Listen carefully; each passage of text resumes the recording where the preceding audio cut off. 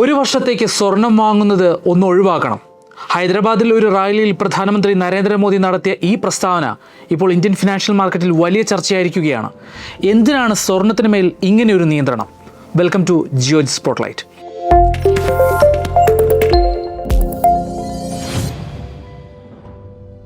ലോകം യുദ്ധഭീതിയിലാണ്. ഇറാന് മേൽ നടന്ന ആക്രമണങ്ങൾക്ക് പിന്നാലെ സ്ട്രെയിറ്റ് ഓഫ് ഹോർമുസ് വഴിയുള്ള ചരക്ക് നീക്കം തടസ്സപ്പെട്ടിരിക്കുന്നു. ബ്രന്റ് ക്രൂഡ് ഓയിൽ ബാരലിന് $100 കടന്നു. ഇന്ത്യൻ രൂപയുടെ മൂല്യം ഡോളറിനെതിരെ 95 രൂപയിലേക്ക് ഇടിഞ്ഞു. സാമ്പത്തിക വിദഗ്ധർ ഒരു വാക്ക് വീണ്ടും ഓർമ്മിപ്പിക്കുന്നു: 1991. 36 വർഷങ്ങൾക്ക് മുമ്പ് നടന്ന അതേ സാഹചര്യം ഇന്ത്യയിൽ വീണ്ടും ആവർത്തിക്കുകയാണോ? 1991 മെയ് മാസം മുംബൈയിലെ വിജനമായ തെരുവുകളിലൂടെ അതീവ രഹസ്യമായി ഒരു വലിയ വാഹനവ്യൂഹം നീങ്ങുകയാണ്. അതിലുണ്ടായിരുന്നത് സാധാരണ വസ്തുക്കളല്ല, റിസർവ് ബാങ്കിൻ്റെ പക്കലുള്ള സ്വർണമായിരുന്നു. ലണ്ടനിലെ ബാങ്ക് ഓഫ് ഇംഗ്ലണ്ടിലേക്കും സ്വിറ്റ്സർലാൻഡിലെ ബാങ്കുകളിലേക്കുമായിരുന്നു ആ സ്വർണം കൊണ്ടുപോയിരുന്നത്. ആകെ 67 ടൺ സ്വർണം. വെറും $600 ദശലക്ഷം കടമെടുക്കാൻ വേണ്ടി ഇന്ത്യ സ്വന്തം സ്വർണം പണയം വെച്ച നിമിഷം. എന്തായിരുന്നു ഇതിന് കാരണം? 1990 ഇറാഖ് കുവൈറ്റിനെ ആക്രമിച്ചു. ഇതോടെ ഗൾഫിൽ യുദ്ധം പൊട്ടിപ്പുറപ്പെട്ടു. എണ്ണവില കുതിച്ചുയർന്നു. വെറും 3 മാസത്തിനുള്ളിൽ 170% വർധന. ഗൾഫിൽ ജോലി ചെയ്തിരുന്ന ലക്ഷക്കണക്കിന് മലയാളികൾ ഉൾപ്പെടെയുള്ളവർ നാട്ടിലേക്ക് തിരിച്ചെത്തി. അതോടെ വിദേശത്തു നിന്നുള്ള പണം വരെ നിലച്ചു. ഇന്ത്യയുടെ കൈവശമുള്ള വിദേശ നാണ്യ ശേഖരം വെറും $1.2 ബില്യൺ കുറഞ്ഞു. അതായത് 3 ആഴ്ചത്തെ ഇന്ധനം വാങ്ങാൻ പോലും തികയില്ല എന്ന അവസ്ഥ. ഇന്ത്യ ലോകരാജ്യങ്ങൾക്ക് നൽകാനുള്ള പണം തിരിച്ചടയ്ക്കാൻ കഴിയാതെ തകർന്നു പോകുന്ന ഘട്ടം. മറ്റൊരു വഴിയുമില്ലാതെ അന്നത്തെ ചന്ദ്രശേഖർ സർക്കാർ ഒരു കടുത്ത തീരുമാനമെടുത്തു: ഇന്ത്യയുടെ സ്വർണം വിദേശ ബാങ്കുകളിൽ പണയം വയ്ക്കുക. അങ്ങനെയാണ് ആ 67 ടൺ സ്വർണം പണയം വെച്ചത്. 1991 ജൂണിൽ PV നരസിംഹറാവു പ്രധാനമന്ത്രിയായും മൻമോഹൻ സിംഗ് ധനമന്ത്രിയായും അധികാരമേറ്റു. വെറും 2 ആഴ്ചത്തെ ഇറക്കുമതിക്ക് മാത്രമുള്ള 2500 കോടി രൂപയായിരുന്നു അന്നത്തെ നമ്മുടെ സമ്പാദ്യം. 1991 ജൂലൈ 24 മൻമോഹൻ സിംഗ് ആ ചരിത്ര പ്രധാനമായ ബജറ്റ് അവതരിപ്പിച്ചു. നമുക്കൊട്ടും സമയം കളയാനില്ല എന്നായിരുന്നു അദ്ദേഹത്തിൻ്റെ മുന്നറിയിപ്പ്.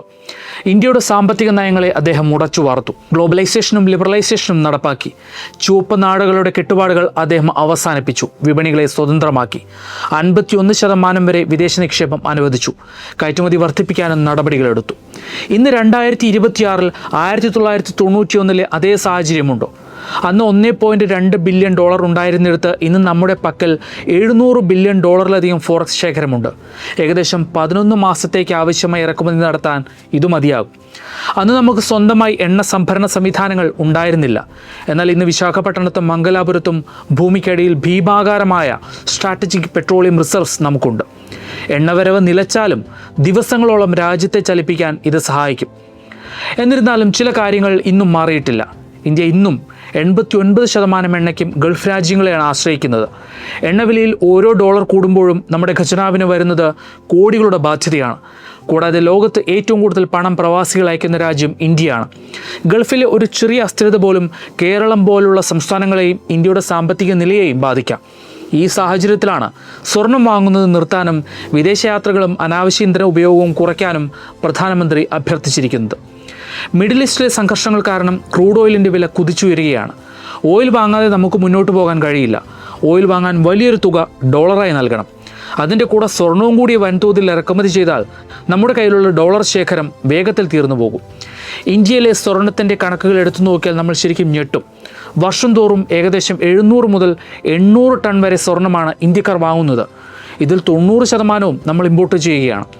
ക്രൂഡ് ഓയിൽ കഴിഞ്ഞാൽ ഇന്ത്യയുടെ ഇമ്പോർട്ട് ബില്ലിൽ ഏറ്റവും വലിയ ബാധ്യത വരുത്തുന്നത് ഗോൾഡാണ്.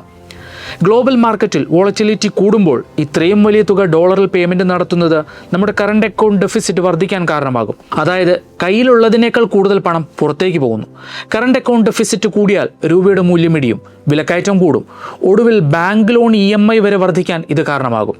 2026 ഇന്ത്യൻ ഉപഭോക്താക്കളുടെ സ്വഭാവത്തിൽ വലിയൊരു മാറ്റം കാണുന്നുണ്ട്. സ്വർണത്തെ ഇപ്പോൾ ആഭരണമായി മാത്രമല്ല ഒരു സേഫ് ഇൻവെസ്റ്റ്മെൻ്റ് ആയിട്ടാണ് ആളുകൾ കാണുന്നത്. വേൾഡ് ഗോൾഡ് കൗൺസിൽ റിപ്പോർട്ട് പ്രകാരം ജ്വല്ലറി ഡിമാൻഡിനേക്കാൾ ഇൻവെസ്റ്റ്മെൻറ്റ് ഡിമാൻഡ് ഇന്ത്യയിൽ ആദ്യമായി കൂടിയിരിക്കുകയാണ്.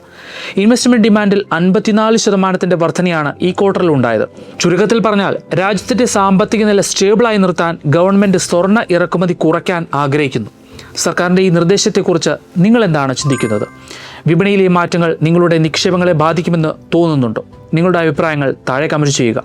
കൂടുതൽ മാർക്കറ്റ് അപ്ഡേറ്റുകൾക്കും ലളിതമായ സാമ്പത്തിക വിശകലനങ്ങൾക്കുമായി ജിയോജിത് സ്പോട്ട്ലൈറ്റ് ഇപ്പോൾ തന്നെ സബ്സ്ക്രൈബ് ചെയ്യുക.